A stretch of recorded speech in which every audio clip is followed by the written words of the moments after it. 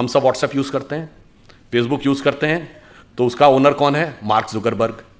जो लोग iPhone use करते होंगे पता होगा कि एप्पल का फाउंडर कौन था? Steve jobs. अब ये मार्क जुकरबर्ग ने खुद कहा कि एप्पल के फाउंडर स्टीव जॉब्स ने उनसे कहा था कि अगर जिंदगी में कभी इतना बुरा वक्त आ जाए कि तुम्हें लगे कि तुम्हारा कॉन्फिडेंस ही खत्म हो गया है, पूरी तरीके से हताश हो गए हो, तो ऐसा करना, भारत में जाना, वहां नैनीताल जिले में कैची में नीम करोरी बाबा का एक आश्रम है, वहां जाके तुम्हें एक नई ऊर्जा मिलेगी। और मार्क जुकरबर्ग ने कहा कि मैं आया, वो दौर जब आया और मुझे एक नया कॉन्फिडेंस मिला और जाके फिर मैंने नए सिरे से यह रचना प्रारंभ की। तो हम बिजनेस के साथ साथ हम यह भी देते हैं, तभी हमने कहा कि हम सोने की चिड़िया के साथ साथ जगत गुरु भी बनेंगे, यही हमारा भवितव्य है। परंतु इस अमृत काल से पहले हमें यह भी समझना होगा कि अमृत तो बाद में आता है, सागर मंथन में विष पहले आता है। बहुत सारा विष हमारे दिमागों में भरा हुआ है। जो अभी उल्लेख किया गया कि प्रधानमंत्री जी ने 5 प्रण कहे, तो पहला प्रण क्या था? कि हमें विकसित राष्ट्र बनना। अब छोटी मोटी बात नहीं सोचनी, जिसके विषय मैंने बताया। दूसरा प्रण क्या था? गुलामी की हर चीज को छोड़ना है। और यह बात उन्होंने ऐसे ही नहीं कही। नॉर्मली सरकारें आती हैं, वो कहती हैं हमने इतने नए नियम और बना दिए। हमारी सरकार ने पिछले 8 साल में 1500 से लेकर 1800 पुराने नियम समाप्त कर दिए, जिनकी कोई जरूरत नहीं थी। और कैसे कैसे नियम? एक बार अमित शाह जी ने मुझे बताया कि जब वो गुजरात के गृह मंत्री थे, तो 1965 के युद्ध के समय क्या होता था कि पाकिस्तान अपनी तरफ से गुब्बारों के द्वारा कुछ पैम्फलेट्स भारतीय क्षेत्र में छोड़ देता था। उनका कहना था 2001 तक उसकी रिपोर्ट बन के आती थी कि इस हफ्ते कोई गुब्बारा या उसके द्वारा कोई पैम्फलेट भारत के क्षेत्र में नहीं लाया गया, और उसके लिए भी ड्यूटी लगी रहती थी। ये उदाहरण है कि कितने रिडंडेंट यानी कालबाह्य नियम भी थे, उन सबको समाप्त किया। उसके बाद आगे बढ़े तो जो पुरानी चीजें हैं, रिडंडेंट हो गई हैं, उनको समाप्त करने की भी जरूरत थी। पर हमारे मन में विष कैसे भरा रहता है, मैं आपको एक उदाहरण देना चाहता हूं, आप ही के क्षेत्र से। यहां अहिल्याबाई होलकर जी का पुण्य स्थान है। आपने अहिल्याबाई जी का नाम किसके नाम पे पढ़ा? अहिल्या जी के नाम पे पढ़ा। हम सब ने वो कहानी सुनी, गौतम ऋषि की पत्नी अहिल्या थी।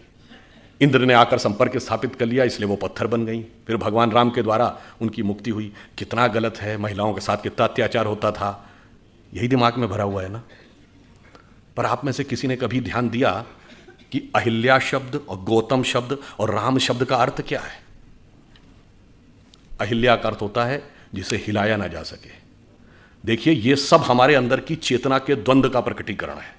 क्योंकि जब भगवान जन्म लेते हैं तो केवल एक सामान्य, उसके लिए लीला क्यों कहते हैं? वो एक एक जून के जीवन की घटना हमारे अंदर की चेतना का एक प्रकटीकरण है।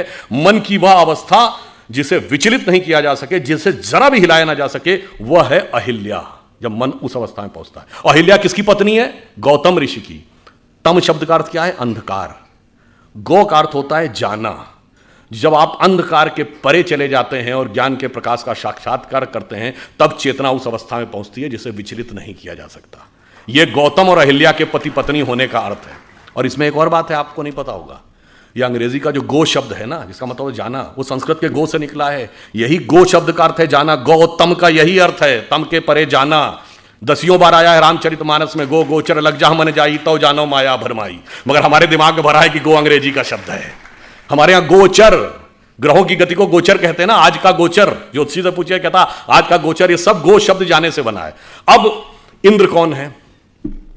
इंद्र शब्द का अर्थ जानते क्या है? बहुत बार हम लोगों ने सुना, खूब हमारे यहां कहानियों में है कि जैसे ही कोई एक ऋषि तपस्या करने लगा तो इंद्र ने जो है अपना अप्सराएं भेजकर उसकी तपस्या भंग करने का प्रयास किया, क्योंकि इंद्र का आसन डोलने लगा। इसका क्या अर्थ है? इंद्र शब्द का अर्थ जानते क्या है? आपने ईंधन वर्ड सुना है? फ्यूल के लिए यूज होता है, सोर्स ऑफ एनर्जी। ये ईंधन शब्द इंद्रन शब्द का अपभ्रंश है। इंद्रिय शब्द इंद्र से निकला है। हमारी सारी सांसारिक इंद्रियों की जो सोर्स एनर्जी है, दैट इज इंद्र।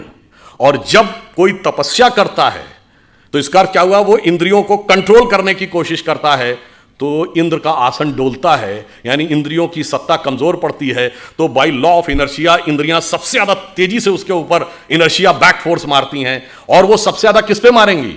मानसिक रूप से मानेंगे, कि मन सबसे प्रबल इंद्रिय है। इसीलिए कभी आपने ध्यान ही नहीं दिया होगा कि अप्सराओं के नाम क्या? मेनका, जहां पर मन एकाग्र हो, उर्वशी, हृदय को वश में करने वाली। ये सब प्रवृत्तियां हैं जो जाकर हमारे मन पर अटैक करती हैं।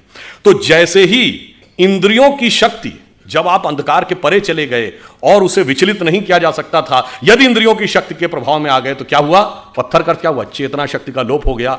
आप पदार्थ यानी सांसारिक शक्ति के रूप में रह गए। जो आध्यात्मिक चेतना थी वो चली गई। अब आध्यात्मिक चेतना दोबारा कब मिलेगी? राम शब्द का अर्थ जानते क्या होता है? हिंदी या संस्कृत में शब्द है, रम धातु से बना है, जिसका अर्थ होता है रमना, रमनते इत राम, रमणीक स्थान, रमता जोगी।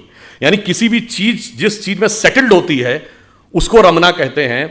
इसीलिए राम शब्द का तात्विक अर्थ है रमनते इत रामा, अर्थात वह तत्व जिसमें सारा संसार सेटल्ड है। फिर यानी वही divine element which beholds the entire universe, फिर जब उसके साथ दोबारा संपर्क होगा, that conscious energy will revive और वर्ल्ड एनर्जी विल डिसअपियर। मगर हमारे दिमाग को क्यों, अब ये क्यों किन्होंने पढ़ाया गया जानते हैं क्यों? 1854 में कार्ल मार्क्स ने एक आर्टिकल लिखा था शिकागो हेराल्ड ट्रिब्यून में कि हिंदू जाति चाहे जितनी भी समृद्ध हो, पर वो नंदी, बैल, बंदर, हनुमान और हाथी गणेश को पूजने वाले इसी लायक थे कि उनके ऊपर हुकूमत की जाए, क्योंकि वो मूर्ख थे। मान्यवर हम मूर्ख नहीं थे, इतना समझने लायक बुद्धि आपके पास नहीं थी।